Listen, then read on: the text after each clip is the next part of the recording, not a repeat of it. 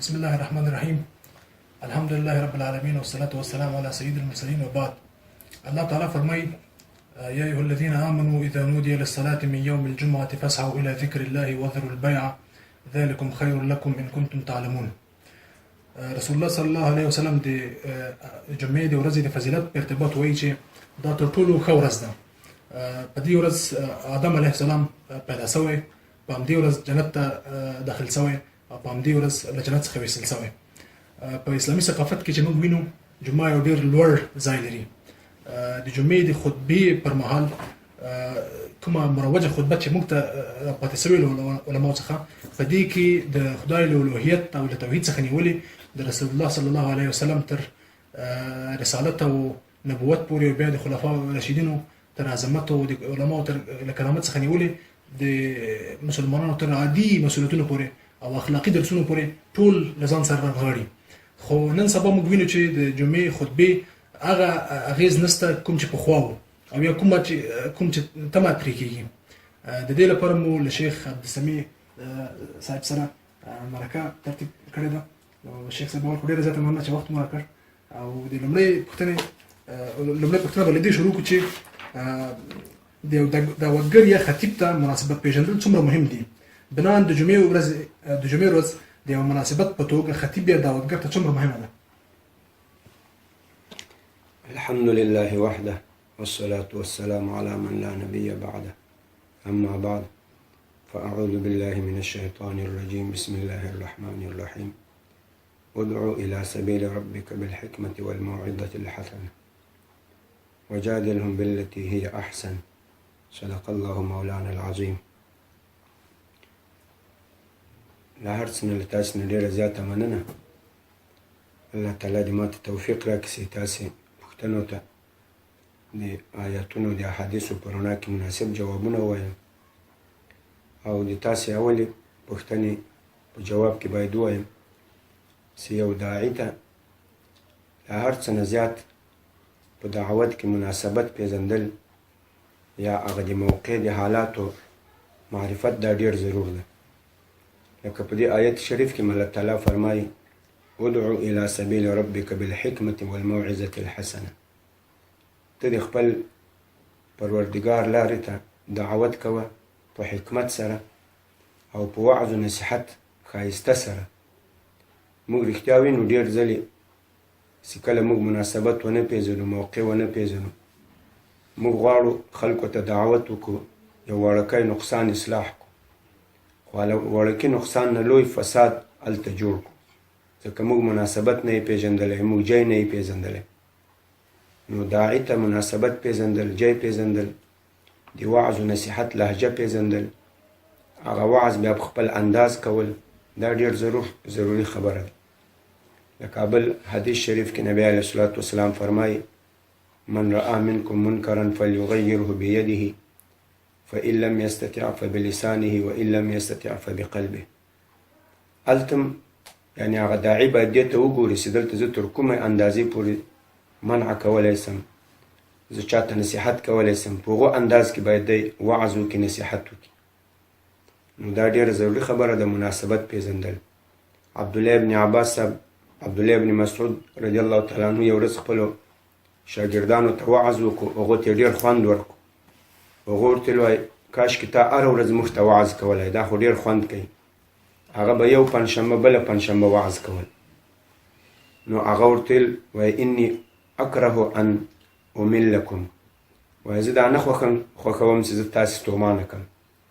وانی اتخولکم بالموعظه کما کان رسول الله صلی الله علیه وسلم یتخولنا بالموعظه. وایي زه په دې وعظ و نصیحت کې تاسې رعایت کوم لکه نبی علیه الصلاة والسلام به په وعظ و نصیحت کې د موږ رعایت کول. ولی مخافة السآمة علینا، لویرې د ستوماني نه په موږ باندې، هسې نه چې په موږ ستوماني راسي موږ د هغه له وعظ و نصیحت نه ستومانه شو. نو یو داعي ته وخت پیژندل او هغه ضروري اهم مسایل پیژندل، بیا د خلکو جذبات و شوق پیژندل، دا ډېره مهمه مسله ده. هسې نه چې خلک د ده له دعوت نه په تنګ سي، له قرآن حدیث اورېدلو نه په تنګ سي. عمر رضی الله تعالی عنه یو ورځ وویل وای خلکو ته قرآن مه مبغوز کوئ، خلکو ته الله مه مبغوز کوئ. صحابه ورته ویل، انډیوالانو یې ورته ویل وای یا امیر المؤمنین کیف ذاک، دا به څنګه وي چې الله خلکو ته مبغوز کو، قرآن خلکو ته مبغوز کو. وای دا به داسې چې خلک د تا خبرو ته په شوق کې نه وي، د تا وعظ و نصیحت ته په شوق کې نه وي او ته هغو ته بیان کوې، نو هغوی ته به له آیتونو نه به هم په تنګ سي، د الله له ذکر نه، د الله تعالی له خبرو نه، له هغو نه به هم په تنګ سي. نو یقیني داعی ته تر هر څه نه زیات وخت پیژندل او د خلکو جذبات احساسات ځان ته معلومول دا ډېره ضروري خبره ده. شیخ صاحب د جمعې ورځ څنګه فرصت ده داعی ته یو خطیب ته؟ د جمعې ورځ دا لکه موږ تاسې وینو چې په څو 7 ورځو کې یو وارې 6 ورځو کې یو وارې جمعه راځي او په کال کې تقریبا 52 جمعې راځي او په دې کې بیا د جمعې لمونځ فرض دی، د هغې خطبه فرض دی او په دې کې بیا 2 خطبې په هغو کې وعظ کېږي، د الله حمد و ثنا ویل کېږي، وعظ و نصیحت کېږي، په نبي علیه الصلاة والسلام باندې درود و سلام ویل کېږي. نو دا یو داعی ته یا هغه داعی چې هغه په معاشره کې اوسیږي او دی په معاشره کې د مشکلاتو کتنه کوي، ګوري چې په معاشره کې څه مشکلات دي، نو دا یو ډېره ښه ورځ ده د داعی لپاره، فرصت ده چې هغه د دغو فرصت په نتیجه کې د دې مشکلاتو اصلاح وکړي، خلکو ته په عام محضر کې د هغې وضاحت وکړي. ځکه اکثر دا مشکلات چې اوس معاشره کې اوسي هغه په خلکو کې یادیږي، په خلک په خپلو شخصي مجالسو کې، په حجرو کې، د دکانونو مخ کې، په مارکیټونو کې یوه خبر د دې منځ کې کته پورته کېږي. نو کله چې داعی له هغې نه خبر سي، هغه جمعې په ورځ د دې مشکل وضاحت وکړي، د آیت و حدیث په رڼا کې تفصیل بیان کړي. هغه خلک چې په حجرو کې په دې مسله کې بحث کړی، د دکانونو کې، په کورونو کې، په میمانیو کې، هغه ټول په دې مسله کې د قرآن او د حدیث په رڼا کې پوه شي. نو هغه داعی له دې نه خلاص چې د هر چا حجرې ته ورسي، د هر چا دکان ته ورسي، د هر چا کور ته ورسي، ټول خلک یې په یو جي کې بې له دې نه چې د چا پلوي کړي، بې له دې نه چې د چا شخصیت یې مجروح کړی، بې له دې نه چې څوک یې تهدید کړی، یو لوی اجتماعي اصلاح یې راوستی. نو دا ډېر لوی فرصت دی د یو داعی لپاره. شیخ صاحب د جمعې خطبه وایي څه ته؟ تاسو څه فهم لرئ د خطبې نه؟ د جمعې خطبې ته خو یو بالعام د مطلق خطبې تعریف سوی ده او یو بیا د جمعې د خطبې تعریف سوی ده. د مطلق خطبې که د جمعې خطبه د اختر خطبه، د نکاح خطبه، د استسقا خطبه، یا په نورو مجالسو کې یو څوک وعظ کوي، نصیحت کوي، اگر که هغه داسې سنت و فرض و واجب نه وي، څوک یو ځای وعظ و نصیحت وکړي، جلسه وي. دا د دې تعریف ابن سینا کړی، هغه وایي په خپل کتاب الشفا کې، هغه وایي دا خطبه دا د عامو خلکو پویولو ته وایي، یو درس و تدریسي، هغه د استاد له خپل شاګردانو سره تعلق وي، په مدرسه کې، په مکتب کې د استاد له شاګردانو سره، په کور کې د پلار له بچیانو سره، له لمسیانو سره، هغه ټول حلقې چې دي تعلیمي حلقې هغه محدود دي. وایي خطبه دا یو داسې په اصطلاح تعلیم ده، دا یو داسې هدایت و ارشاد ده چې دلته یې تا له یو سړي سره تعلق نه ده. اوس په مدرسه کې له طالبانو سره یې کېدی چې ته طالبانو ته د طالبانو په اصطلاحاتو خبرې وکړي، چې مثال دا عام ده، دا خاص ده، دا شرط ده، دا رکن ده، دا فرض ده، دا واجب ده. نو شاګردان به طالبان به تاب خبرو پیږي. په مکتب کې که یې کېدی چې د مکتب په اصطلاحاتو باندې خبر وکړي، چې دام جمع کوم، دام تفریق کو، دا مالکیول ده، دا اتم ده، دا عنصر ده، دا اتموسفیر ده، دا پلانای ده، دا هغه به تاب خبرو پیږي. په کور کې کېدی چې د کور په لهجه باندې خبرې وکړي. خطبه وایي یو داسې درس ده، په اصطلاح یو داسې تعلیم ده چې هلته به ته ټول خلک په خیال کې نیسي. تا ته به امیان هم ناستي، طالبان به هم ناستي،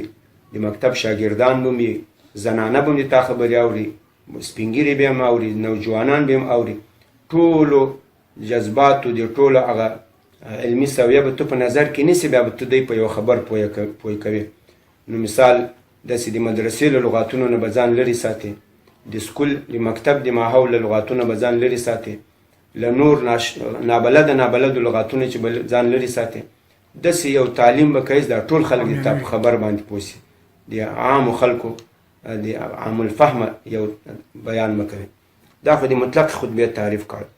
او راغلو د جمعې د خطبې په ارتباط باندې علما ویلي دي، وایي خطبه دا وایي الکلام المؤلف التي يتضمن وعظا وابلاغا على صفه مخصوصه. وایي دا هغه خبرې دي چې هغه مرکب وي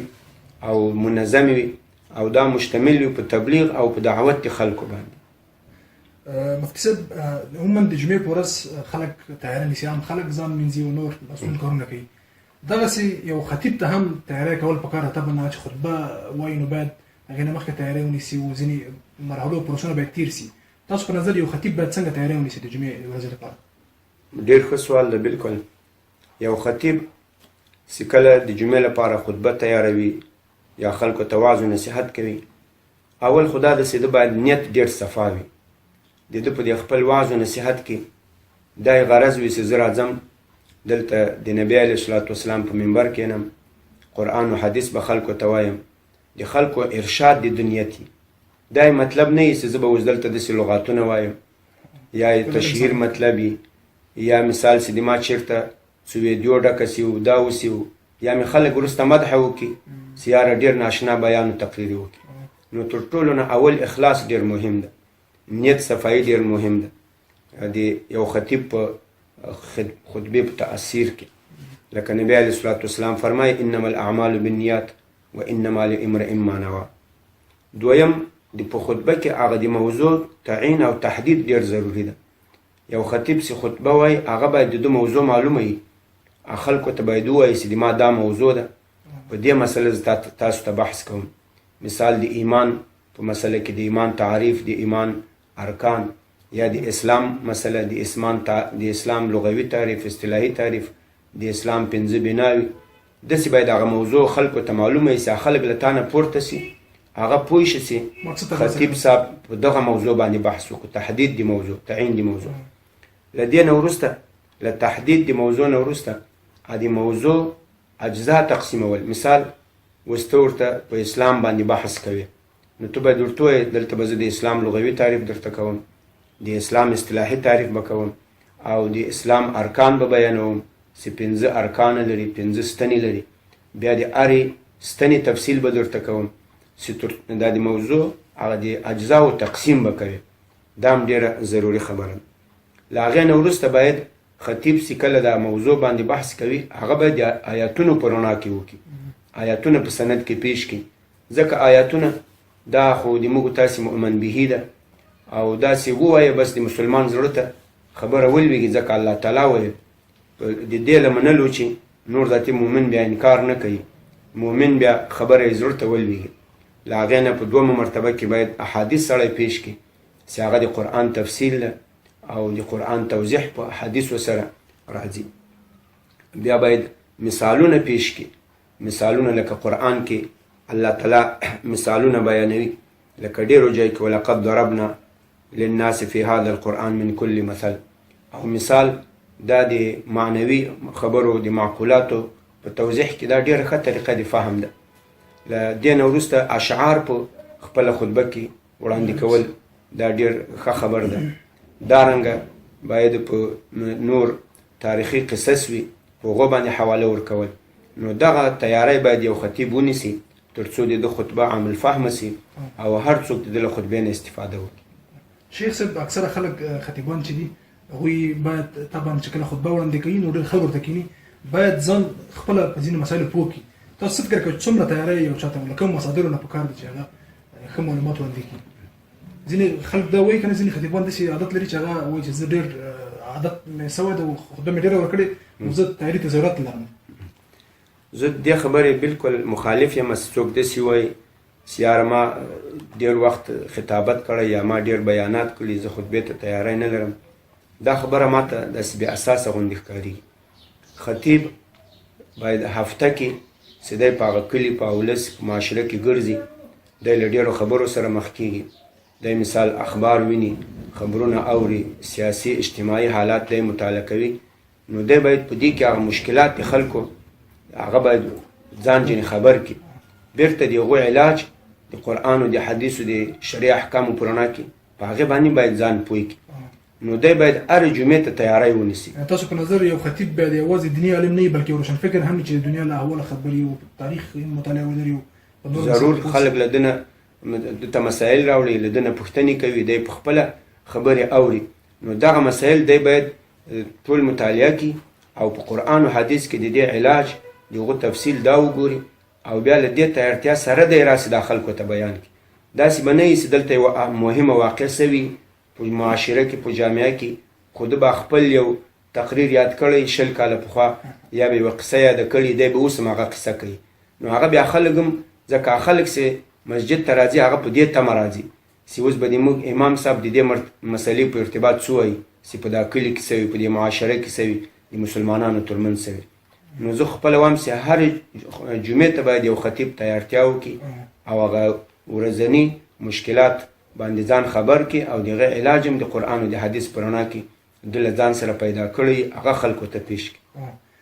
شیخ صاحب د دعوتګر لپاره طبعا جمعه یو فرصت ده، یو فرصت ده چې خلک راټولېږي پکې. دا باید د خطبه د کومو اهدافو لپاره وکړي؟ څه د ترلاسه کولو لپاره؟ خطبه او تقریرونه دې کې خو هر څوک خپل غرضونه لري. لکه اکثر موږ مثال سیاستمداران وینو، هغه د خپل سیاسي اغراضو لپاره، د خپل پالټۍ یا د خپل تنظیم د هغو د پرمختګ لپاره اکثر بیا د خطبو په جریان کې په ډېرو نورو تنظیمو باندې ردونه کوي، په ډېرو نورو سیاسي اشخاصو باندې ردونه کوي، هغو ته غلط نسبتونه کوي چې فلان داسې ده او فلان داسې ده، د هغو جرحه کوي. بعضې خلک هغه بیا د خپل مثال د شخصیت د معرفي کولو په خاطر باندې تقریرونه کوي، دا کوي چې زه په معاشره کې مشهور سم او کېدای شي بیا له هغو نه وروسته څه اقتصادي او داسې اغراض وي. خطبې نه هر څوک خپله استفاده کوي، خو یو داعي او یو خطیب یو امام هغه باید د خطبې لکه مخکې چې وویل د خطبې په ضمن کې د معاشرې له مشکلاتو ځان خبر کړي او هغه مشکلات په خپله معاشره کې اصلاح کړي. هغه لکه مثلا د خلکو اعتقادیاتو اصلاح وکړي، دارنګه د خلکو اعمال عبادات د دې اصلاح وکړي، نور سیاسي مسایلو کې خلکو ته فکر ورکړي، ذهن ورکړي. تاسو په نظر مولوي صاحب جمعې خطبه کې عموما تذکیر کیږي د خدای یادونه او د رسول الله صلی الله علیه وسلم، نو هغه فذکر ته زیاته توجه. تاسو څه فکر کوئ چې سیاسي مسایل د جمعې خطبه کې داخلول څنګه دي؟ دې شاید یو ضرر دی چې لکه څنګه چې تاسو وویل ځینې خلک دي، ځینې سیاسي مشران دي چې هغه شاید د جمعې خطبه د خپل ځان د مصلحت لپاره وکاروي، او یا ځینې وخت سیستم داسې چې هغه جبابره چې دي که ته سیاسي بحث کوې نو کېدای شي جمعو ته ضرر رسېدلی دی نه. نو د تذکیر نه د جمعې خطبه د سیاسي بحث ته ویستل یا سیاست په خطبه کې داخلول څونه مؤثر بولئ؟ مخکې مو ویل چې یو داعي ادعو الى سبیل ربک بالحکمة والموعظة الحسنه، داعي به په دغو مسایلو بیانولو کې باید له حکمت نه کار واخلي. دې خبرې ته دی باید متوجه اوسېږي چې ماته چې څوک ناست دي دا د یو تنظیم خلک نه دي، دا یو نژاد نه ده، دا د یوې ژبې نه دي، دا د یو سمت نه دي، دا حتی نن سبا د یو مذهب هم نه دي، کېدای شي دا ټول احناف نه وي، دا اهل حدیث پکې وي، سلفیان پکې وي، بیا همدارنګه په احنافو کې کېدای شي بیا د یو نظریه والا نه وي. نو داعي یا امام یا خطیب هغه چې هره مسله بیانوي هغه باید په ډېر لوی حکمت سره بیان کړي، هسې نه چې د خلک توحید او اتحاد ته رابولي،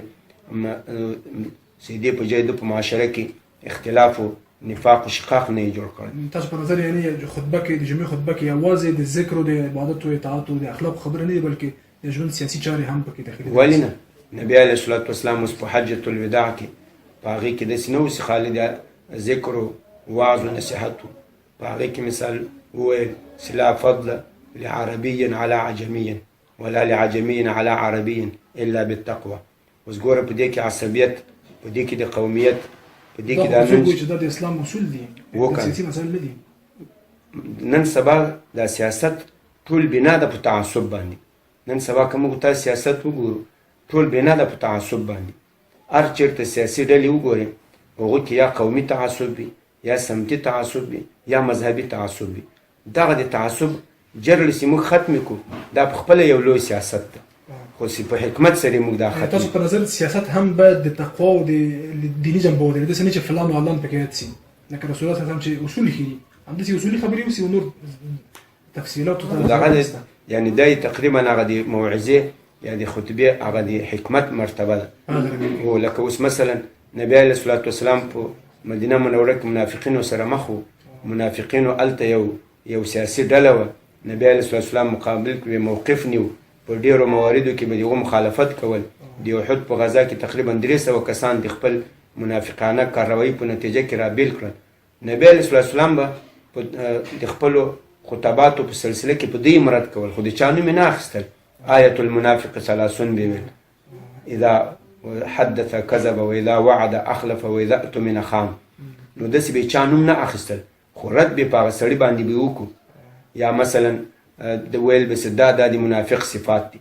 خلک به خلکو ته ور وپېژندل خو داسې به نه کول چې د هغو نوم په منبر واخلي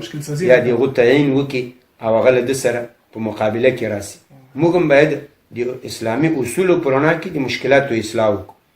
اصل کې مسله داسې ده تاسې مرض بیان کړئ او د مرض دوایي بیان کړئ هغه مریض په خپله ورځي هغه دوایي اخلي لکه اوس مثال ته ووایي که د چا سر خوږېږي داسې خوږېږي دغه دوایي ډېره فایده ورته کوي که ته چاته ووایې که ونه وایې هغه له جیبه خرچه کوي هغه دوایي اخلي خوري اوس که ته چاته د عصبیت قباحت بیان کړي د آیت د حدیث په رڼا کې چاته اشاره مه کوه هغه په خپله ځي د عصبیت چې ځان لرې ساتي خو په دې کې چې اوس ته راولاړ سې دا پلانی متعصب ده پلانی مذهبي تعصب جوړ کړی پلانی سیاسي تعصب جوړ کړی پلانی قومي تعصب سمتي تعصب اصلاح د اصلاح ونه کړه د هغو که کوم پلوي د تا په محله کې یا تا ته ناست دي هغه چې د خپل مخالف هم جوړ کړو سید د وروستۍ پوښتنه دا ده چې د نن سبا چې مفتي خطیب صاحبان کومې خطبې ورکوي دې نه تاسې راضي تاسو ته څنګه ښکاري نو کېدای سي ټول خپل هدف پورې کوشش کوي یعنی زیار وباسي او د اصلاح کوشش هم کوي یعنی که دې ته موږ وګورو چې هغه د نبی علیه الصلاة والسلام یا د صحابه کرامو د خلفای راشدینو رضی الله تعالی عنهم و ارضاهم دارنګه له هغې نه وروسته د تابعینو که د هغو په شان د موږ دا خطبې نه یا د موږ تقاریر نه یي داسې اجتماعي اصلاحات نه شو راوستی خو یو څه خو بیا هم کړي دي انشاءالله یعنی داسې هغه اکثر عوامو نه که ته مثال یوه دیني مسله پوښتنه وکړئ نو هغه په خپل خطیب صاحب باندې حواله درکوي چې دا مسله داسې ده د موږ امام صاحب داسې ویل د موږ خطیب صاحب داسې ویل نو تر خپل هدف پورې هر چا انشاءالله کوشش کړی ده نور خو داسې هم نسو ویلی چې بلکل دا به نو هغه د نبي علیه الصلاة والسلام د صحابه کرامو د زمانې خطبې وي اصلاح ته ولې نشته اصلاح خو که هره برخه راواخلو په هغې کې نقصانات شته اصلاح ته حاجت شته او باید کوشش وکړو تر څو ډېر اغېزمن سي او تاثیر وکړي او د خلکو اصلاح وشي مفتي صاحب نن سبا په مسجدونو کې عموما دوه خطبې ویل کېږي یو اذان اول اذان نه وروسته بل دویم اذان نه وروسته طبعا دویم اذان نه وروسته عربي خطبه وي او لنډه وي تاسو دواړه څنګه مقایسه کوئ د ارزښت څنګه د اسلام کې د دې مکانت څنګه ده اصلا دا کومه خطبه چې د جمعې په لمانځه کې فرض ده او د هغې اورېدل هم فرض دي او په آیت شریف کې اذا نودي للصلاة من یوم الجمعة فاسعوا الى ذکر الله نو دغه ذکر الله له دې چې دغه عربي خطبه مراد ده چې هغه له دې دویم اذان نه وروسته کېږي او دوه خطبې او امام په ولاړو باندې وایي له دې نه دا خطبه مراد ده او دغه د پښتو خطبه دا په دې بر صغیر کې دلته اکثر په عربي باندې نه پوهېدل نو له هغې خطبې نه استفاده نه شوی کولی نو هغوی د دې لپاره چې هغه مضامین چې دوی په عربي خطبه کې بیانوي هغه خلکو ته په پښتو باندې په فارسي باندې په اردو په د خپل ولس په ژبه باندې خلکو ته بیان کړي او خلک پرې باندې پوه کړي نو دې ته داسې مستحبه یو عمل ویلی سو خو داسې سنت و فرض و واجب دا نه سو ورته ویلی له همدې وجې نه هم دته یو موعظه ویلی سو یو نصیحت ویلی سو خطبه نه شو ورته ویلی ځکه خطبه خو اول شرط دا ده چې هغه به په عربي باندې وي او عربیت ورته شرط ده چې په عربي الفاظو به او په ولاړو باندې به لکه نبی علیه الصلاة والسلام به خطبه په ولاړو ویله وترکوک قائمه وایي کله چې دې تجارت او دنیایي کاروبار وویني بیا دې هغې ته منډي کتاب په ولاړو پرېږدي هغه په ولاړو او دا اکثر په ناستو باندې نو دا یو موعظه غوندې ده یو نصیحت غوندې ده او حکمت هم علماو دا پکې لیدلی ده چې هغه کوم مسایل چې دی د عربي په خطبه کې بیانوي هغه په پښتو باندې یا په عادي ولس په ژبه باندې خلکو ته ووایي او هغه په دې باندې پوه کړي ډېره مننه مفتي صاحب ډېره مننه الله تعالی دې خیر وکړي ګرانو کتونکو له ملتیا مو ډېره مننه تر بیا ځلې د خدای په امان